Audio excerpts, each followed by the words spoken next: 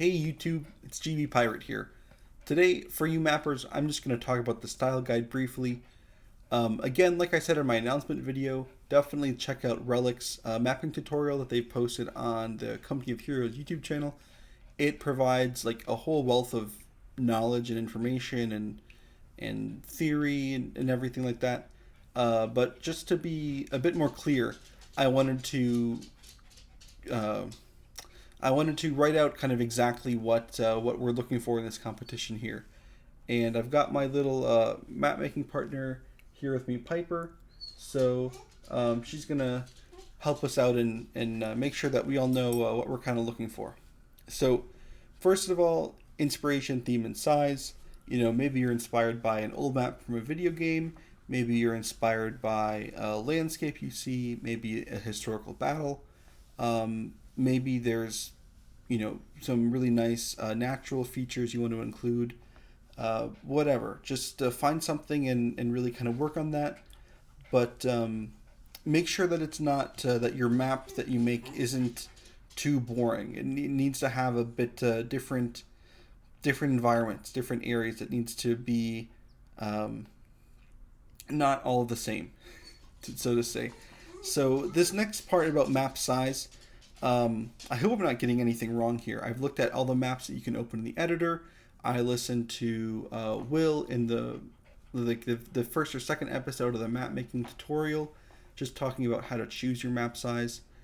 And there's just a few different values here that I wanted to go over.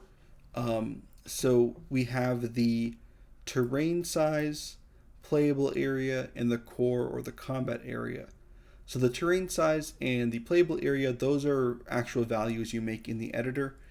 And those are in, I think the terrain size has like numbers divisible by, or multiplicative by 16. I can't remember the actual mathematical term here. But then playable area is always multiplicatives of 32. So, and then the core or the combat area, that's what you paint with the interactivity layer, and that's going to be a bit more loose in its definition, because it's not going to be a perfect square or rectangular shape. The little chart here just kind of goes over some. I don't think I opened every map in the editor. Like, there's a lot of 2v2 maps in there, but I just documented kind of the biggest terrain size and the smallest terrain size. So these aren't actual like values. This isn't the value you need to use for your terrain size, but it's like, the largest 1v1 map has one side is 608 meters, and the other side, typically for these smaller maps, isn't that big. So you might have a rectangle, so it'll be 608 meters by 412 meters or whatever. And again, playable area is going to be a lot smaller, because that's the part that actually gets generated as part of your tactical map, your mini map. Units can kind of spawn in off map from there. And then the core area, like I said, that's a bit of an approximation, because every map is a little bit different. You might have rounded corners. You might have one part of the map is a big rock sticking through, so it's not exactly 320 meters across in that spot. But in another spot, it kind of goes the other way. So again, these are guidelines, but just keep this in mind. And another thing to take account of is the distance of your map base to base. You're gonna have this kind of central line that's really important, and if your bases are too far from that center line, you're going to have long punishing retreats. And if you're too close to the central line, you're gonna have really effective artillery, but also you're gonna have retreats that aren't that punishable, because players can just hit R or T and then get back right in the fight with the short retreat path time. So again, little point here, just look at relic maps. Twin Beaches and Road to Tunis, I make the point, they're the exact same in size and playable area, but Road to Tunis feels very wide and open, whereas Twin Beaches is very narrow, and that's just a function of a lot of different factors, but also the interactivity layer and how it's painted. Um, and my final note here about terrain size: if your map is too big and you have a more than decent desktop, you're going to run into performance issues sooner rather than later. So if you're making a 1v1 map, don't make your terrain size 908 by 908. That's just way too big. It's going to suck up resources, and it's going to make editing your map and building your map a real pain. This next point here about territory layout and resources is one of the most important issues, one of the most important factors in a competitive map, because you need to have balanced layouts. You need to have the kind of balanced quantity of resources. You need to have ideally a kind of several capping orders, so players will have a choice of what they want to do with their first few units that they build. Piper, let me set you down here. You're a little warm. Okay.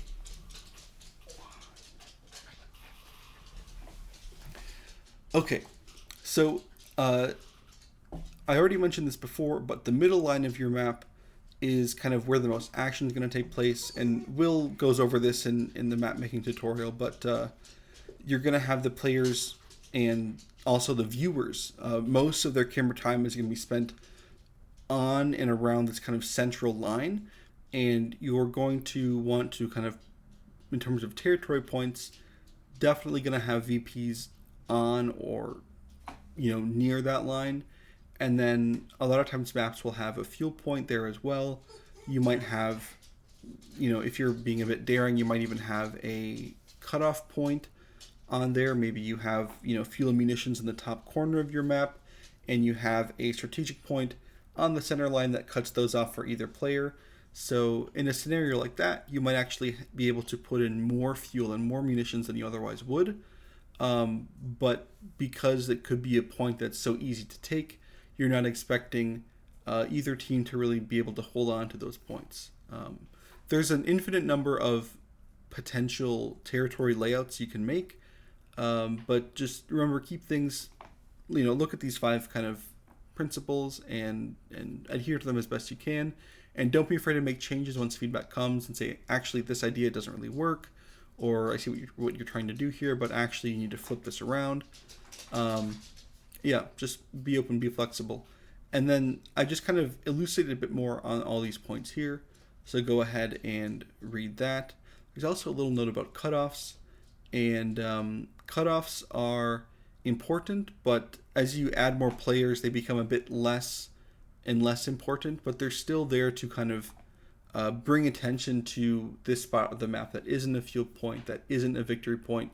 It's a way to kind of, in the least amount of space, deny your opponent a greater amount of resources than otherwise, just by advancing through the map back and forth and cutting off their individual territory points that way.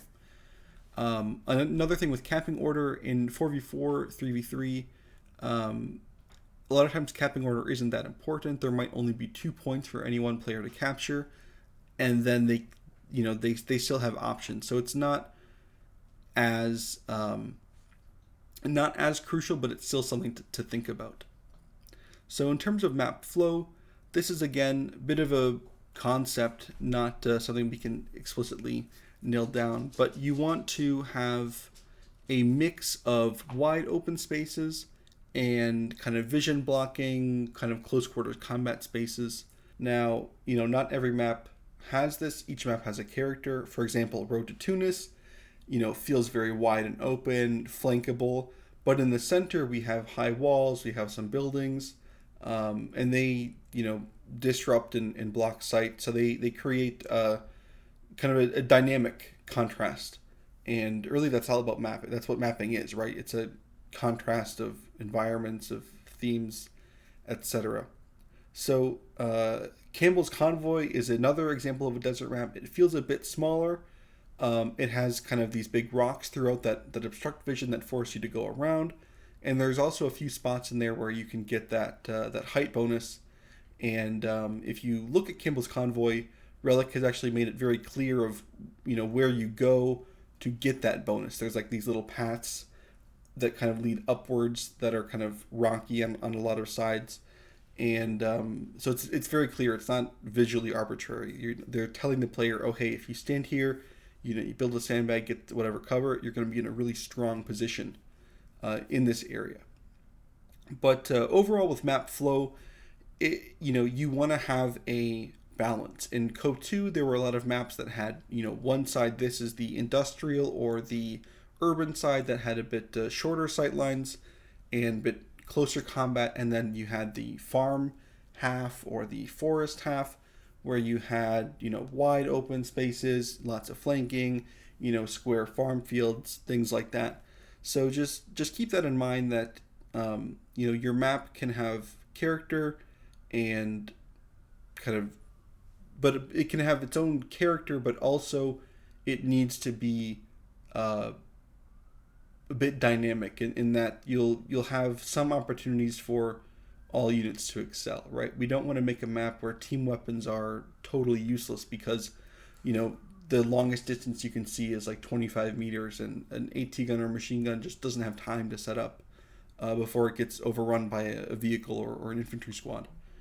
And just keep in mind some specific numbers here that the standard visual range is 35 meters. So, you have team weapons like machine guns, anti-tank guns, even mortars. They shoot further than this distance. And then you have, submachine gun squads, and they don't want to, venture out over open ground and get shot up on their approach to their target, So you want to, in certain areas, keep this in mind when you're making your map and you're figuring out flow. The best maps allow for a diverse composition of units for each faction. Right. So another thing to consider is that in big team games, you're often going to have a big fight over all the VPs, and often in the late game, if you're getting down to the wire, you're going to have 4, 6, 8 players all engaged in the central space. So you don't want it to feel, you want to keep that in mind, especially as you're adding more players. You want to have a space that's accessible for potentially all of your players. And just a little note here, again, look to existing maps. If there's a part of a map that you're like, ooh, I really hate this spot, how wide is it? Why does it feel so cramped? What's wrong with it? Or what don't I like about it? And figure that out and apply that in your own map. So this next section, pathfinding and cover. So this is super important because unlike, for example, Age of Empires 4, where they can randomly generate maps, in Company of Heroes, almost every object you put down has some effect on the game. It provides cover, it blocks sight, things like that.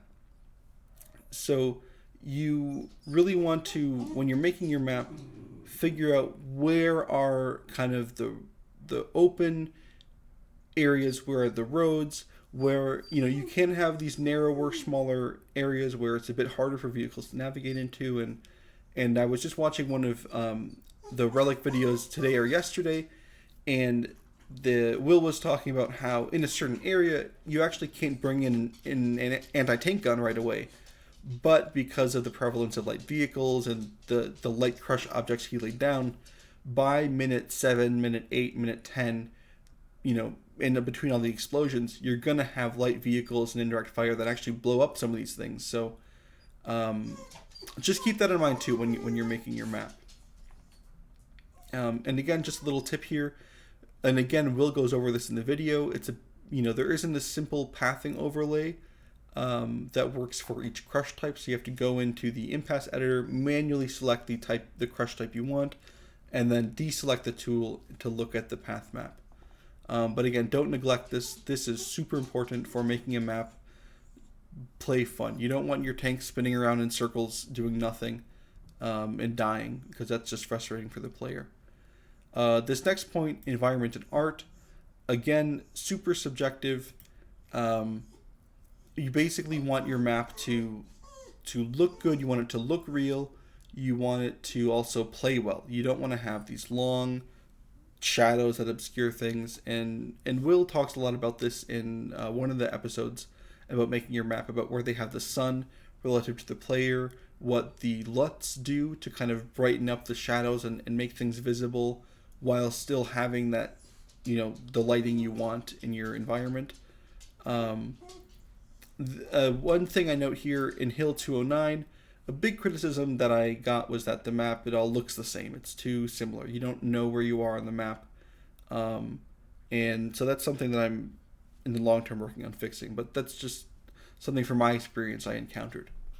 So just note here, don't neglect this. Don't say, oh, I got all my objects down. I put down, a couple of different tiles.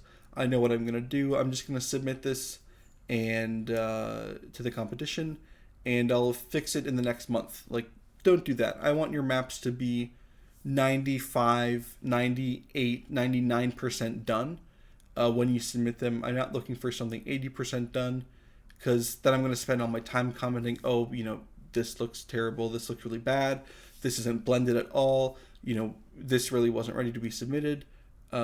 Take your time. Take your time as needed, but definitely don't wait for the last minute, because the art is really where we can have maps that play really similar, play really well, that get really similar scores. But if one map looks better, that map is probably going to get a higher score and come out on top in this competition. And plus, again, we want every map to be as good as possible. So if your textures aren't blending well with your entities, if your textures are miscolored, things like that, if the atmosphere is too low, if the sun is too bright, if the sun is too dark, we're going to want to fix that stuff, because we want the maps, we want as many good maps, we want as many great maps as possible. And then lastly, I know I've been touching on this repeatedly, atmosphere settings. Again, there's a lot of options to choose from, a lot of things to change. It's a bit of a difficult time wrapping your head around how this all works. But just don't be afraid to play with things. You can save your atmosphere files. You can borrow them from other maps. It's great in that it's really customizable. With CoH, you had literal drawings that you'd put in the sky. And with this, you're changing pretty much everything. The thing that still bums me out, though, is that we can't get stars. We can't have a clear nighttime full moon kind of map. But that's not relevant to this competition, of course. But I recommend here, check out the Relic Knowledge Center. It's a great resource that explicitly tells you pretty much what every single value does and how it, you'll have to play with them to really figure out how they'll work together. But individually, they'll tell you, what this thing is supposed to do, what this, and a lot of times it gives you the suggested value too. So it'll say, we recommend don't going above or below this range, or keep the, this thing has to be at this level. So just follow that. And Will does touch up on in atmosphere stuff in the tutorial videos as well. So again, watch those. I think even for an experienced mapper like me, who really isn't that experienced in the scheme of things, I've only been doing this for 2 years, 3 years. Even for me, there were some new things I learned, and Will explain some of the philosophies that they have at Relic about making maps, and it was very informative, even for me. Again, another thing here, LUT maps, these are, as far as I know, aren't talked about on the Knowledge Center, but the LUT maps that Will does mention in the videos are very important, because you can have one lighting scheme and it looks great, and then you change the LUT map and it looks terrible. So, I don't know if you should start with a LUT you like, but definitely choosing an atmosphere that you like close to the beginning is going to be really helpful for everything, especially environment and art, but also for things like your map flow and your territory placement. Will talks a lot about how we use light to kind of guide the player, or to attract your attention to certain areas over others. Just a last thing here. You can't have atmosphere transitions. If you want to figure out how to use them, just go to the Worldbuilders Discord, and you can use the search function and find the posts. There's a few, I think, in there, but there's an actual code you have to put in into a text file in your map. But it's really easy to do. Well, thank you guys for listening along and for catching my rambles here. Again, this style guide is kind of laying out the basics, but also to a certain degree, explaining, okay, we need maps to be about this size. We don't want a 1v1 map that's like, an 8x8 square. That's going to be too small. So just keep this in mind and watch those Relic tutorials. Go to the Knowledge Center, familiarize yourself with all the tools there. And again, we have about 2 months to create our maps and work through things. And hopefully, I'm sure there are maps that are already partially complete under construction that you can say, okay, I want to make this a competitive map, so I'm going to really focus on this, and it's like halfway done already. I'm just, again, like I wanted to say, trying to get the best maps out of the community as possible and use the judges, players, testers, anyone else that wants to contribute. Like Piper, you saw earlier, she's really passionate about getting good maps into Company of Heroes 3. This is a collaborative project because we want these maps to be as best as they can be. We want Relic to be able to say, yes, these maps, we want them in the game. They'll probably, I don't know how this will work, but of course, nothing is guaranteed. So that's why we have to really work to make these maps as good as they can be for this competition, so that Relic will want to add them into the game. And then in future tournaments as well, we can definitely use some of these competitive maps for 4v4, 3v3, 2v2, and 1v1. This is really trying to be a collaborative project with everyone. And that's all, folks. Thanks so much for watching along. Any questions, concerns, or issues, DM me in Discord. You can also reach out on Steam, but I don't like how the chat disappears after 2 or 3 weeks. Discord's great for keeping that chat alive, so you can always go back and reference it. And we'll be doing, apart from the Steam workshop, we'll be doing like 98% of kind of public administrative tasks through the Discord and announcing things there and things like that. So stay tuned. Happy mapping. Keep up the good work. And if you have any questions, please let me know. I want to work with you to make this competition a success and make everything run as smoothly as possible with as little hiccups as possible. Thanks, guys.